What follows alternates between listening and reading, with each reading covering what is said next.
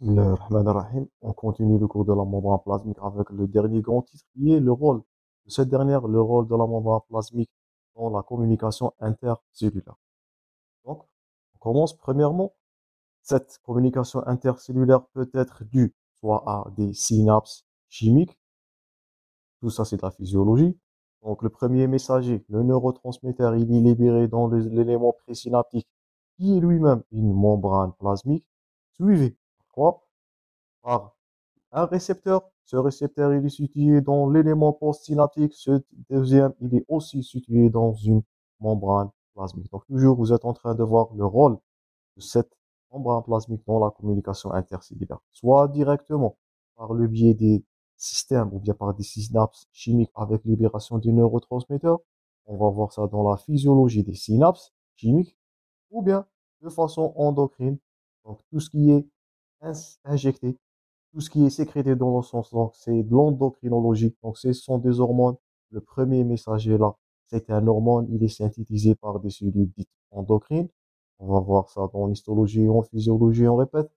Ils sont libérés dans la circulation générale. Donc synapse, il est bien l'élément, le neurotransmetteur chimique, il est libéré dans la fente synaptique.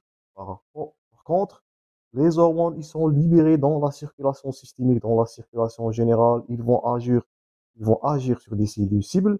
Ces cellules cibles, ils ont des récepteurs spécifiques et ces récepteurs spécifiques, ils sont situés dans une membrane plasmique. Donc, si on vous pose la question, la membrane plasmique, elle jouera un rôle majeur, important, essentiel dans la communication intercellulaire, dans la transmission du signal, soit directement par des synapses chimiques, c'est à noter, c'est direct, ou bien indirectement par fonction endocrine, par des hormones, dans des cellules cibles, des récepteurs spécifiques qui sont situés au cours de la membrane plasmique. Je pense que c'est clair. On avance. Donc là, voilà. C'est indiqué dans votre support.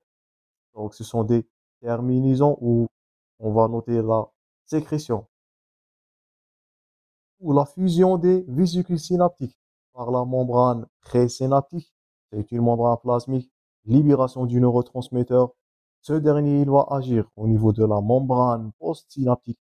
Et voilà, c'est une transmission synaptique par le biais, bien, à travers deux membranes plasmiques.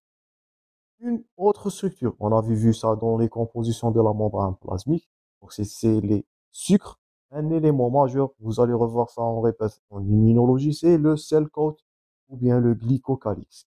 Donc ce glycocalyx, ce sont des fins filaments qui sont ramifiés perpendiculaires aux feuilles externes de la membrane. Ces derniers, on répète, ils donnent le caractéristique de l'asymétrie de la membrane plasmique. Donc, le glycocalyx, si on vous pose la question, il est situé seulement dans la membrane externe. Il est constitué de courtes chaînes d'oligosaccharides. Consultez-vous la partie précédente où on avait détaillé les composants de cette membrane plasmique. Donc, il est lié soit à des protéines, des glycoprotéines membranaires, ou à des lipides. Donc, on a soit des glycolipides ou des glycoprotéines. Il joue un rôle, vous allez revoir ça en troisième année, en immunologie, donc dans la réaction immunitaire, dans l'identification du soi et de non-soi. Ce dernier, ce glycocalyx, il a un diamètre de 1 nanomètre. Il est situé dans la surface, on répète, externe de la membrane plasmique. Son épaisseur, elle varie de fonction de la cellule cible. Donnons l'exemple là, il a un diamètre de 200 nanomètres pour les entérocytes, donc pour les cellules intestinales. Le rôle de ce dernier, comme on avait dit, donc protection de la membrane plasmique, données d'identification. Ça, c'est premièrement, protection et identification. Deuxièmement, il donne, ça c'est à noter, j'espère que vous êtes en train de noter tout ça, donne la charge cellulaire de la surface grâce à l'acide sialique. Donc l'acide sialique, il va donner une charge négative à la membrane, bien à la face externe de la membrane plasmique, qui a un rôle protecteur. Nous allons voir le rôle de ces charges négatives dans la protection contre les phénomènes du stress oxydatif. Vous allez revoir le stress oxydatif en troisième année. Il donne une fonction absorbante et il a un rôle, le rôle le plus important, c'est le rôle des phénomènes de reconnaissance cellulaire. Donc ces chaînes d'oligosaccharides, voilà, Les chaînes d'oligosaccharides du cell coat peuvent jouer un rôle d'antigène et ils sont spécifiques de l'individu.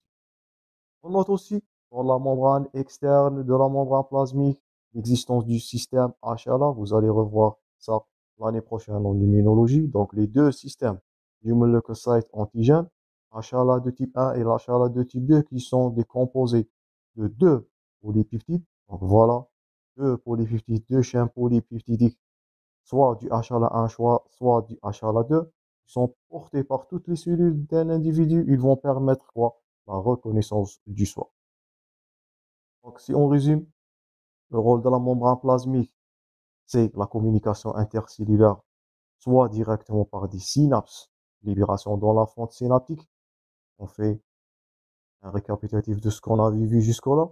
Ou bien, deuxièmement, communication intercellulaire par fonction endocrine, ou bien une communication par d'autres cellules.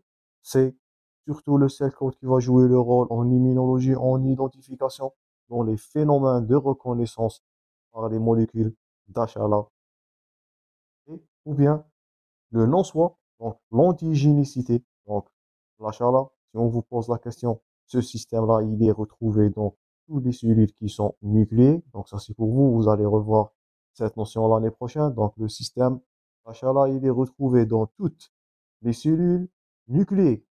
Sauf, voilà, c'est indiqué dans votre support. Pour les globules rouges, on a un autre système. Donc, voilà, un HLA qui est codé par des gènes spécifiques. Donnons l'exemple de l'HLA de classe 1, où on incrimine ou bien on implique les gènes HLA-A, B, C, et ainsi de suite. Ou bien l'HLA-DR, l'HLA-DQ, l'HLA-DP concernant les molécules d'HLA de type 2. Voilà d'autres structures. Donc, ce qui est à gauche là, ça c'est de l'HLA de classe 1. Il est composé par et deux chaînes, une chaîne longue alpha qui contient trois domaines, alpha 1, alpha 2, alpha 3 et bêta qui est une microchaîne et qui est fixe ou bien qui est non variable. Donc tout ça, vous allez le revoir en détail l'année prochaine. La charla 2 qui a une forme qui est spécifique ou bien qui est symétrique, formée par deux chaînes composées chacun de ces deux par deux domaines, alpha 1, alpha 2, bêta 1 et bêta 2. Sauf, on répète, ces deux systèmes, ils sont retrouvés dans tous les cellules nucléées, sauf la globule, bien les globules rouges. Ils sont des cellules anucléées. Faites attention à commettre cette erreur. Donc, les cellules ou bien les globules rouges, ils sont anucléés. D'où ils ont un autre domaine, ou bien un autre système d'antigénicité des hématies qui est le système ABO. Vous allez revoir ce système ABO en quatrième année lorsque vous allez engendrer votre module d'hématologie. Donc, l'antigénicité des globules rouges, elle est liée à un système ABO. Ce système ABO aussi, il est situé où? Dans la surface externe de la membrane plasmique. Voilà. Donc, vous êtes en train de noter le rôle de la surface externe de la membrane plasmique, soit dans la communication, soit on répète, dans l'antigénicité et la reconnaissance. Pour les cellules nucléées, c'est du HLA.